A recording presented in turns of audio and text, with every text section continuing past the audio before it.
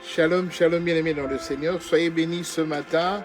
Nous sommes le lundi 21 juillet 2025. Jésus-Christ est bon, il est merveilleux. Bien-aimés, nous allons aller ce matin pour un cours juste pour que nous puissions lever certains préjugés, certaines choses, certains commentaires qu'on polémique souvent là-dessus, mais que le Seigneur a permis qu'aujourd'hui que nous puissions lever cet équivoque. Nous allons d'abord prier. Tendre Père, nous bénissons ton nom, toi le Dieu Tout-Puissant. Nous voulons t'abandonner ce jour.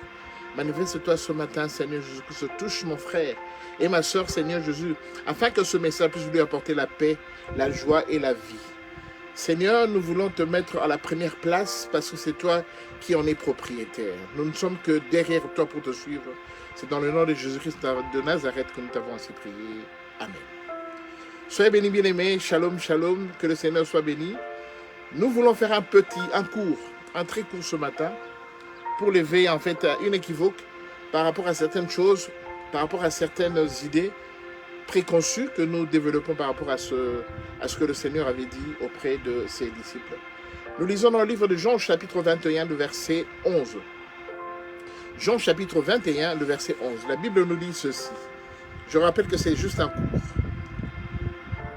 Simon-Pierre monta dans la barque et tira à terre le filet plein de 153 grands poissons. Et quoi qu'il eût tant, le filet ne se rompit point. Parole du Seigneur. Nous revenons dans le contexte. Jésus-Christ, il est ressuscité et les disciples sont restés seuls. Simon-Pierre, une idée lui vient en pensée, dit, de toute façon je n'ai plus rien à faire, je n'ai plus rien à perdre, je repars pêcher. Il s'en va pêcher. Et il est suivi par deux disciples pour lesquels on ne nous a pas donné leur nom. Il est suivi par Jean, le disciple que Jésus aimait tant, et Thomas.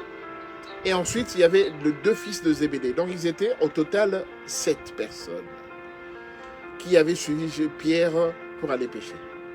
Ils sont embarqués dans leur barque. Ils ont pêché toute la nuit. Ils ont parcouru le lac de Tibériade toute la nuit, mais ils n'ont attrapé aucun poisson. Et le lendemain, quand ils revenaient, parce qu'on dit que le filet il n'y avait plus rien dans le filet, tout ça. Quand ils revenaient, ils vont voir Jésus dans l'eau. Alors, Jésus leur dira, parce qu'ils ne l'ont pas reconnu directement, Jésus leur dira, avancez, repartez, mais jetez le filet du côté droit de la barque. Et quand Jésus leur dit ça, il y a maintenant Jean qui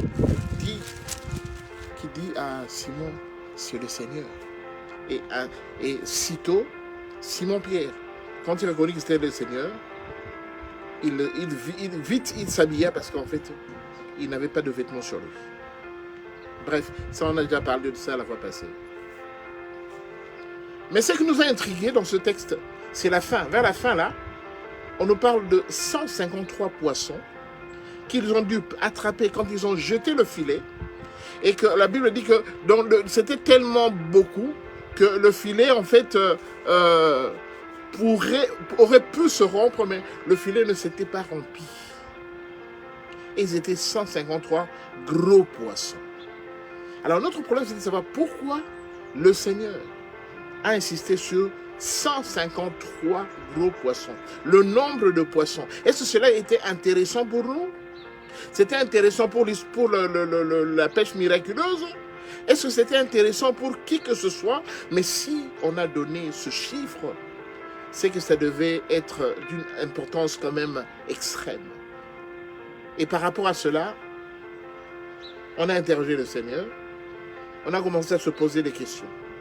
Alors, certains disent que sur les 153, il y a un apôtre, un vieil apôtre, je ne connais même plus son nom, qui a dit qu'il faut considérer le chiffre 1 jusqu'au chiffre 17. Parce que si tu additionnes 1 plus 2 plus 3 plus 4 plus 5, 6, 7, 8, 9, 10, 11, 12, 13, 14, 15, 16, 17, si tu additionnes tout cela, tu vas obtenir 153. Ça, c'est la réponse qu'il a donnée.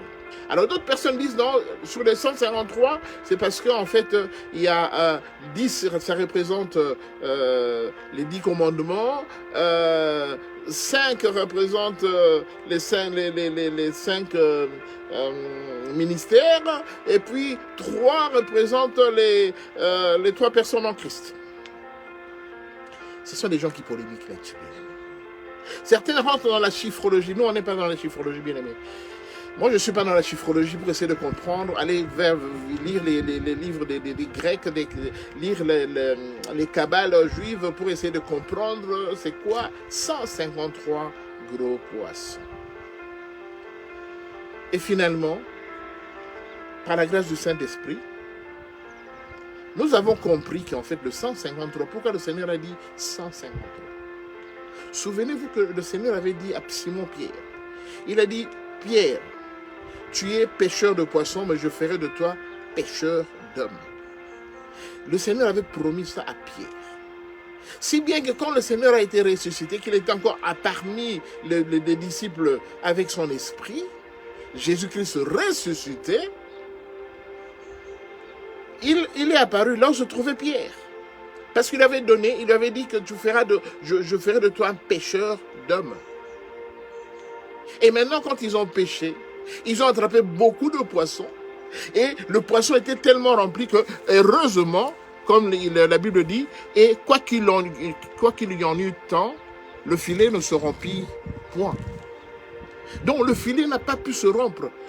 Légalement, logiquement, ça aurait pu se rompre. Parce qu'il c'était tellement beaucoup de poissons.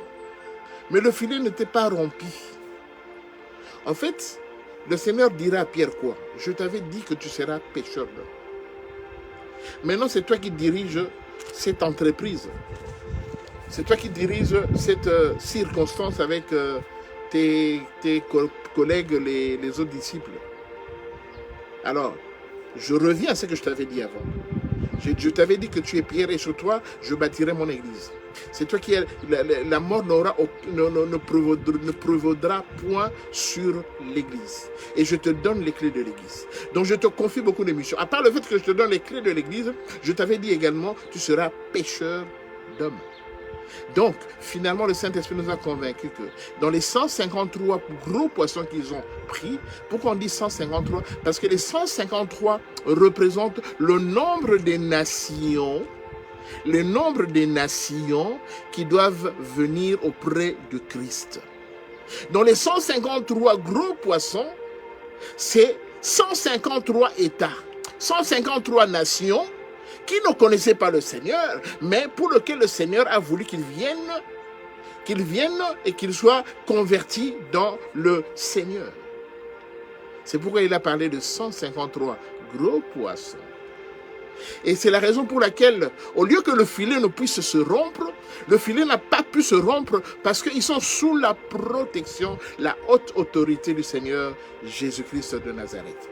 Voilà, bien-aimés, calmement, simplement, l'explication des 153 gros poissons dont le Seigneur a fait mention dans la pêche miraculeuse après qu'il soit ressuscité des morts.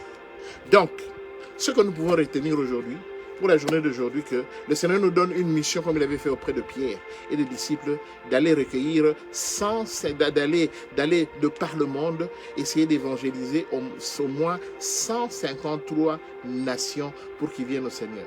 Donc bien aimé, ce lundi c'est un lundi béni parce que le Seigneur te rappelle l'ordre qu'il nous a donné dans Matthieu chapitre 28 verset 19 où il nous a dit « Allez, faites de toutes les nations les disciples » les baptisons au nom du Père, du Fils et du Saint-Esprit. Donc le Seigneur ne fait que nous rappeler la mission qu'il nous a donnée d'aller auprès des gens, auprès des nations, des gens qui ne connaissent pas le Seigneur, essayer de leur parler du Seigneur pour qu'ils puissent être convertis dans le Seigneur. Soyez bénis, bien-aimés. Je suis tellement dans la joie parce que c'est un lundi qui est vraiment béni et que le Seigneur nous rappelle à l'ordre. Parce que notre ordre premier, c'est aller faire de toutes les nations les disciples du Seigneur. Soyez bénis, bien-aimés. Passez une bonne semaine. Que le Seigneur soit avec vous. Que tout ce que vous allez entreprendre puisse aboutir. Et que s'il le veut bien, eh ben, on se retrouve le vendredi à la fin de la semaine pour notre live de fin de semaine. Soyez bénis. Shalom, shalom. Je vous aime.